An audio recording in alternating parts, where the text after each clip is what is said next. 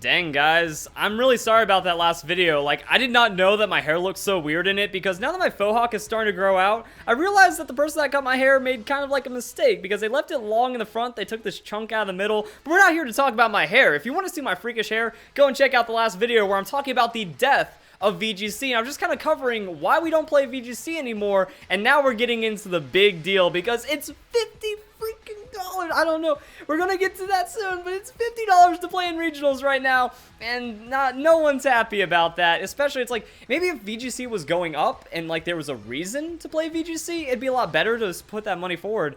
But no, not now. And it's not just me. It's not just crazy old Verlisify making a VGC rant video because he hates Pokemon and he's an idiot or anything. We have Aaron Cybertron saying, there's the problem out there. The VGC community, they're coming together. Tournament organizers, they're coming together. Pokemon Company is freaking out trying to figure out what's wrong and why people aren't playing their game anymore. So we have this right here. To my followers, I'm curious. How come you don't play Pokemon Regionals? Would love your insight and responses. Didn't know they existed. I only enjoy watching VGC. But then we have this right here. Too expensive, not worth traveling for.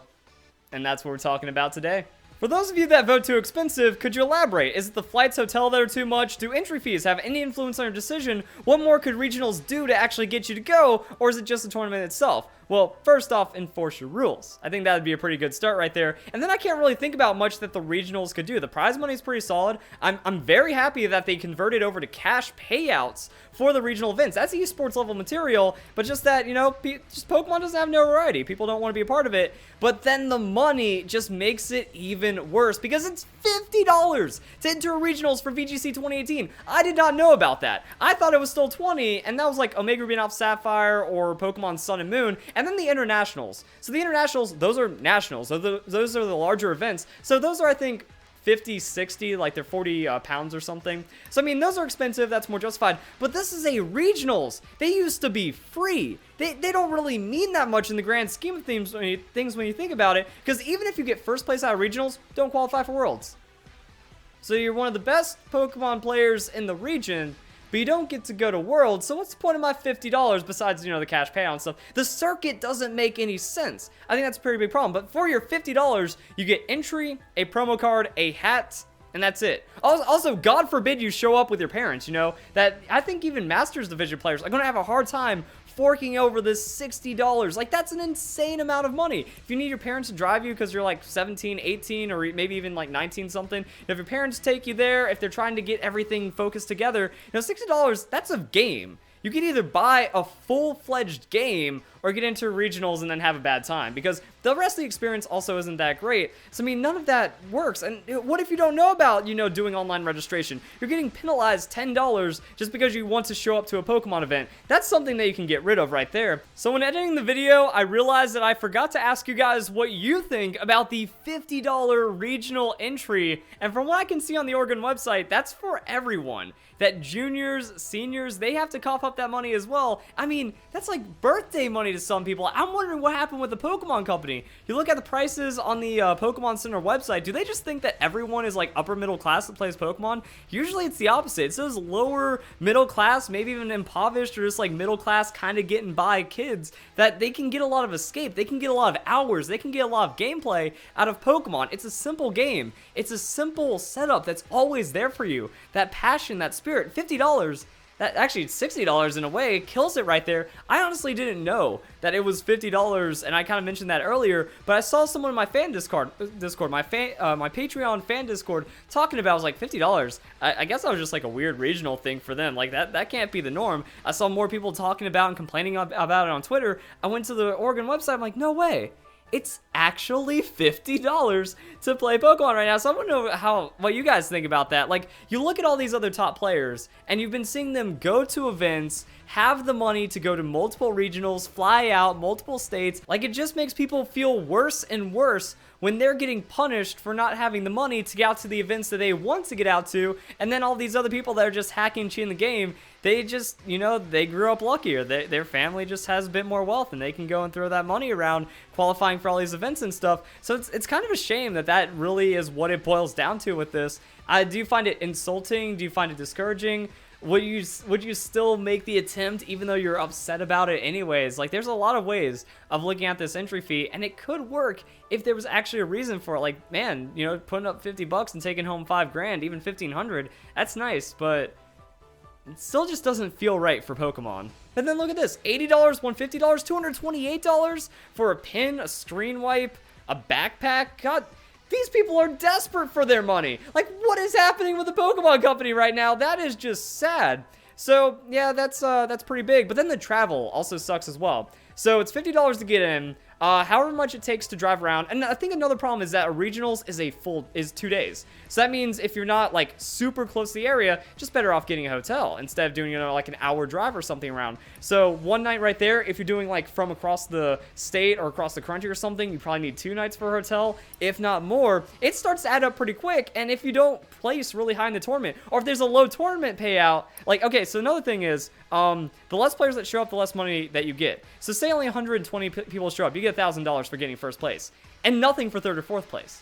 So it's still like neat that you could win up to $5,000, but not 500 players don't go to regionals. So realistically, you're looking at about $1,500 to $3,000 for a first place finish. And if you don't do absolutely godly, you're probably losing money to not get enough points to not go to Worlds, or to go to Worlds, and then it just doesn't work out for anyone. So there's no value, there's no satisfaction from going to the actual regional events and getting the payout right there. Also, I wanted to pull this up. So I found this about the Nationals for last year. Yeah, it's $60 to enter, $45 for junior and senior division players. But I mean, still, like, this is crippling. This is terrible. And also, even with like regionals, you kind of don't have to go. You do well in internationals, and then you just sweep through premier challenges and the mid-season showdowns, and then you have enough to qualify for Worlds. So the problem about VGC is that's pay to win, but that's going to be the next video. I just want to keep talking about like the flight and the travel and stuff, because the personal reason why I don't participate in VGC is because it's not worth it for me. That if I go to regional and I do well, it doesn't mean anything. I can pay all this money for travel, I can pay all this money,